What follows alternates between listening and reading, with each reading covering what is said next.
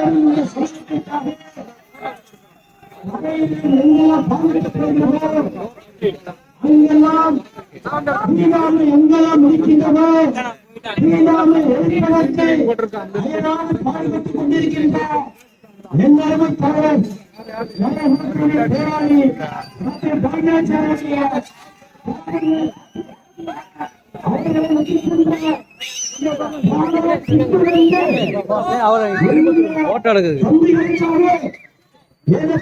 சொந்தங்களுக்காக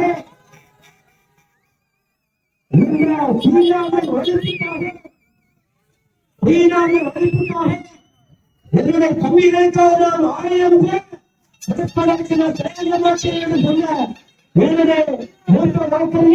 மக்களை செய்யக்கூடிய தலைவர் ஆசிரியர்களை நான் வந்திருக்கக்கூடிய அனைத்து சொந்தங்களுக்கும் கட்டஞ்சி நகர், அம்பேத்கர் நகர், இன்னும் சொல்ல போனால் பல்வேறு உணர்வாளர்கள் இங்கு வந்து கொண்டு இந்த கண்டன உரையை நிகழ்த்த இருக்கின்றார்கள்.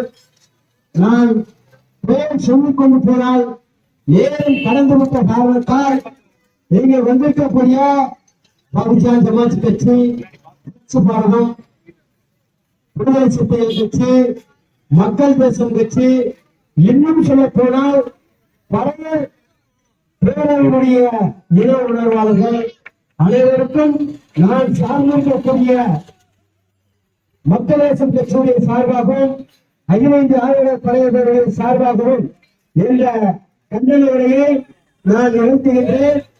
இந்த கண்டன உரை ஆற்றுவதற்கு இந்த இடத்தை தேர்வு செய்வதற்கு எங்களுக்கு அனுமதி கொடுத்த என்னுடைய சகோதரர்கள், காக்கி சட்டை அணிந்த காவல்துறை நண்பர்கள், அனைத்து நண்பர்களுக்கும் நன்றியை தெரிவித்துக் கொண்டு என்னுடைய கண்டன உரையை நான் மிக சுருக்கமாக நான் ஆற்றுகின்றேன். இந்த கண்டன உரை இதற்காக இந்த ஆர்ப்பாட்டம் நடக்கிறது.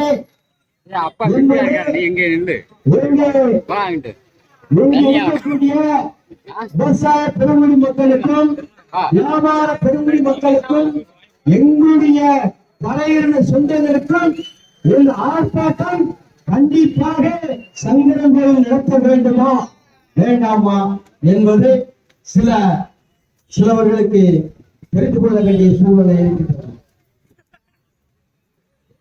அருமை தலைவர்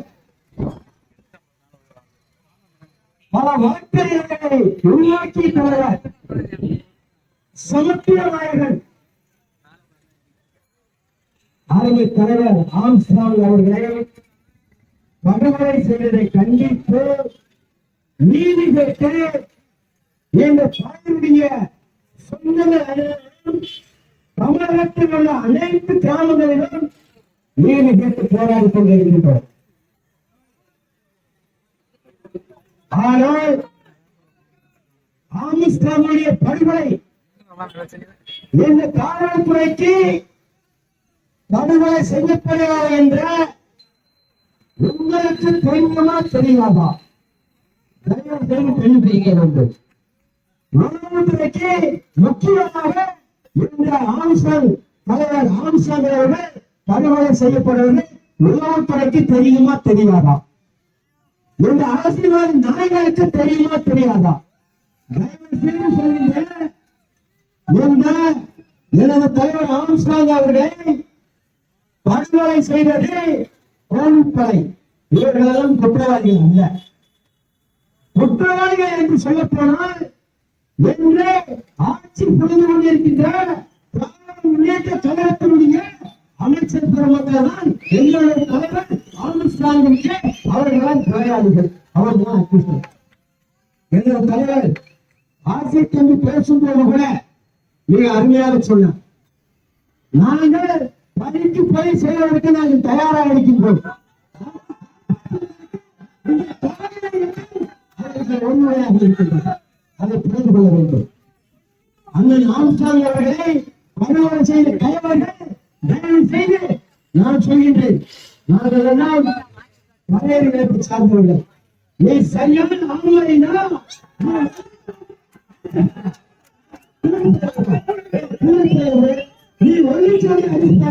வெளியில தலை ஆரம்பிச்சாங்க கவர்மெண்ட் கொடுத்திருக்கு.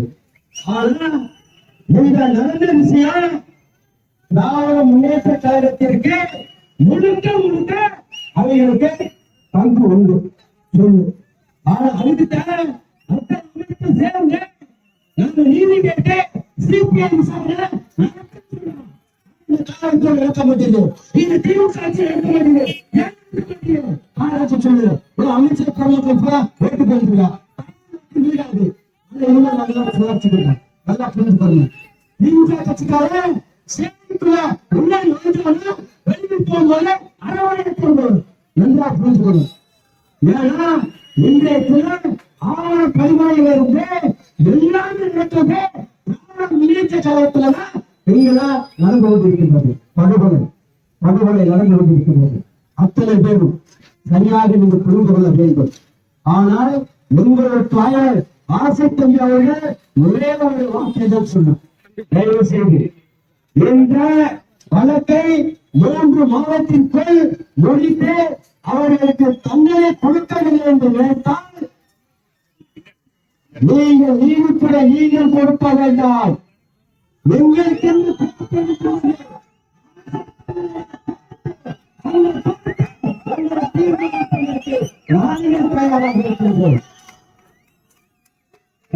புரிந்து கொள்ள வேண்டும்.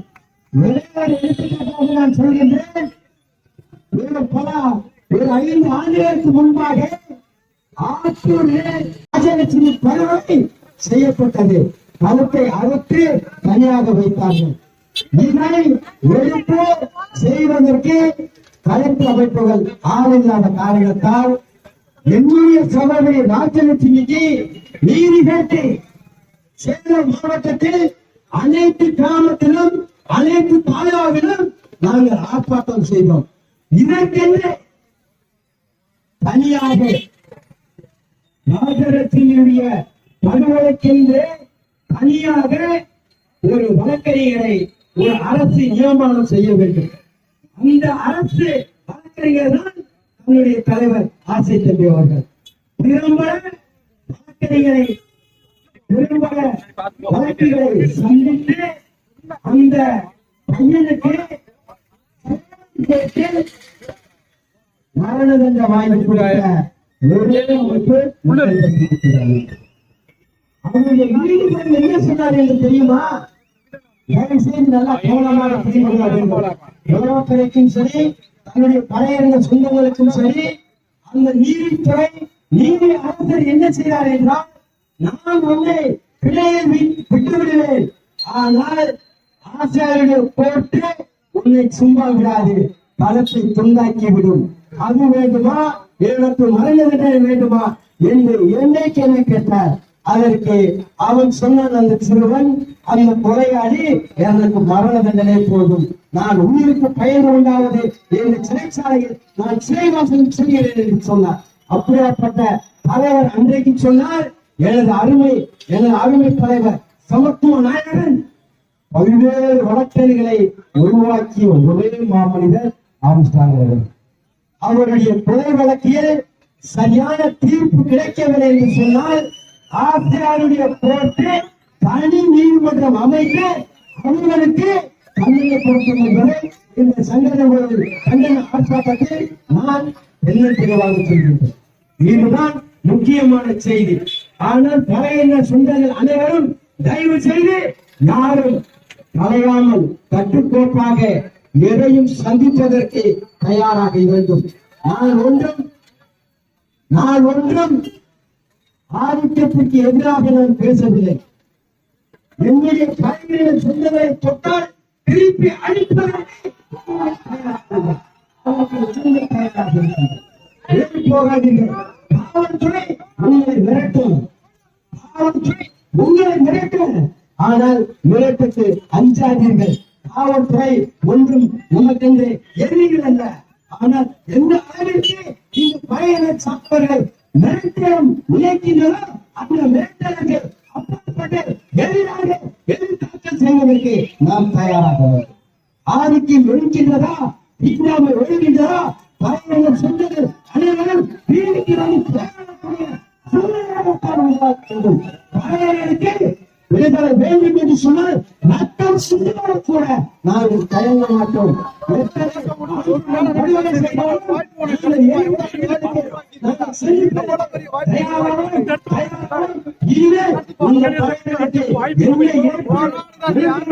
எதிர்பார்க்கிறேன் செய்வதற்கு நாங்கள் தயங்க மாட்டோம்.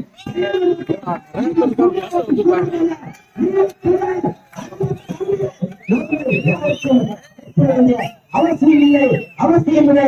நாங்கள் சோர்ந்தவர்கள் அல்ல. தாத்தா இரட்டமன் சீனிவாச பிள்ளையார் சொன்னது போல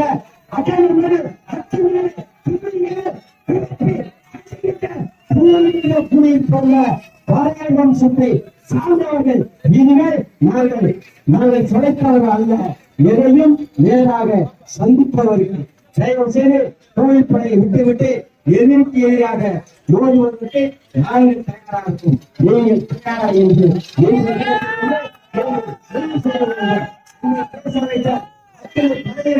நல்ல உறவுகளுக்கும் மற்ற தலைவர்களுக்கும் இந்த அளவிற்கு பாதுகாப்பு கொடுத்திருக்கக்கூடிய அன்பு சகோதரர் அத்துறை